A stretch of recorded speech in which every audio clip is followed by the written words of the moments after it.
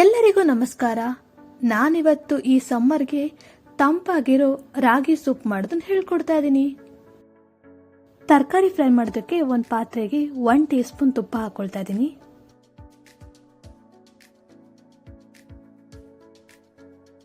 ತುಪ್ಪ ಸ್ವಲ್ಪ ಬಿಸಿ ಆದ್ಮೇಲೆ ಅರ್ಧ ಕಪ್ ಬೀನ್ಸ್, ಅರ್ಧ ಕಪ್ ಕ್ಯಾರೆಟ್, ಅರ್ಧ ಕಪ್ ಸ್ವೀಟ್ ಕಾರ್ನ್ ಹಾಕಿ ಫ್ರೈ ಮಾಡ್ಕೊಳ್ತಾ ಇದ್ದೀನಿ. ಸೂಪ್ ಸ್ವಲ್ಪ ಟೇಸ್ಟಿ ಆಗಿರ್ಲಿ ಅಂತ ತರಕಾರಿನ ಫ್ರೈ ಮಾಡ್ತಿರೋದು, ಇಲ್ಲ ಅಂದ್ರೆ ಹಾಗೆ ಕೂಡ ಹಾಕೋಬಹುದು ನೀವು. ರುಚಿಗೆ ತಕ್ಕಷ್ಟು ಉಪ್ಪು, 1/4 ಟೀ ಸ್ಪೂನ್ ಪೆಪ್ಪರ್ ಪೌಡರ್ ಹಾಕಿ 2 ರಿಂದ 3 ನಿಮಿಷ ತರಕಾರಿನ ಫ್ರೈ ಮಾಡ್ಕೊಳ್ತಾ ಇದ್ದೀನಿ.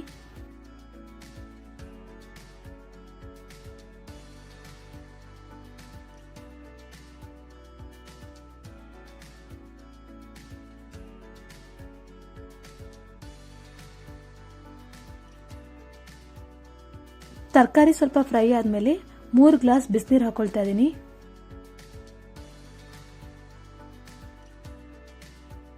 ನಾನು ಈ ಗ್ಲಾಸಲ್ಲಿ 3 ಗ್ಲಾಸ್ ಬಿಸಿನೀರು ಹಾಕಿದ್ದೀನಿ.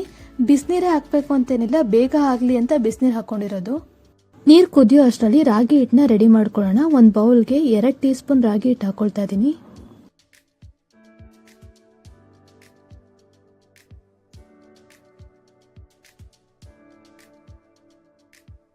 ಇವಾಗ ರಾಗಿ ಹಿಟ್ಟಿಗೆ ಸ್ವಲ್ಪ ಸ್ವಲ್ಪ ನೀರು ಹಾಕೊಂಡು ಮಿಕ್ಸ್ ಮಾಡ್ಕೊಳ್ತಾ ಇದ್ದೀನಿ.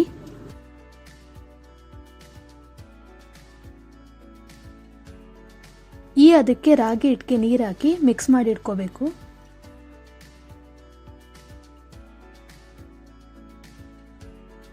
ನೀರು ಚೆನ್ನಾಗಿ ಕುದಿಯೋಕೆ ಶುರುವಾಗಿದೆ. ಇವಾಗ ನಾವು ಮಿಕ್ಸ್ ಮಾಡಿ ಇಟ್ಕೊಂಡಿರೋ ರಾಗಿ ಹಿಟ್ಟು ಹಾಕ್ತಾ ಇದ್ದೀನಿ.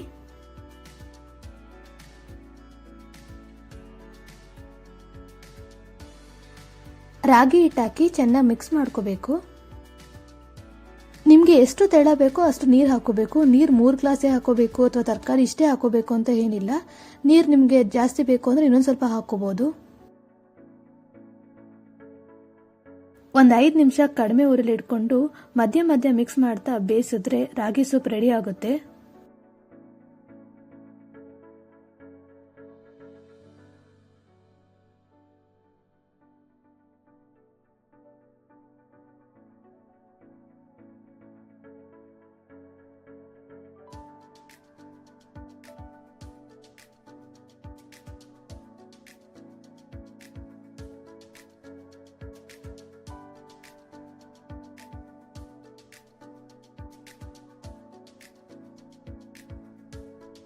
ಐದು ನಿಮಿಷ ಚೆನ್ನಾಗಿ ಬೇಯಿಸ್ಕೊಂಡಿದ್ದೀನಿ. ತರಕಾರಿ ಕೂಡ ಚೆನ್ನಾಗಿ ಬೆಂದಿದೆ. ಇವಾಗ ಗ್ಯಾಸ್ ಆಫ್ ಮಾಡ್ಕೊಳ್ತಾ ಇದ್ದೀನಿ.